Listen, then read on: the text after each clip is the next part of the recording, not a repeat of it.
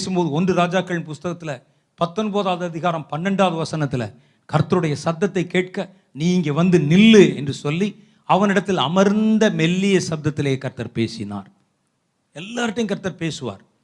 எல்லார்ட்டையும் ஒரு மனிதன் அபிஷேகம் பண்ணப்பட்ட உடனேலிருந்து கர்த்தர் ஒரு மனிதனோட பேசி கொண்டிருப்பார் எப்பவுமே. ஆனால் அவர் பேசுவதை நீங்கள் எந்த முறையில் பெற்றுக்கொள்ளுகிறீர்கள் என்பதுதான் வித்தியாசம் வருது. அவர் பேசுகிறத நமக்கு காதில் கேட்க முடியாது பல சமயத்தில், ஆனால் நம்முடைய உணர்வுகளிலே அதை உணர முடியும். நீங்கள் இதை எந்த சேனலில் எந்த மாதிரி நீங்கள் பெறுகிறீர்கள் என்பதுதான் அதில் ரொம்ப முக்கியமான ஒரு அனுபவம்.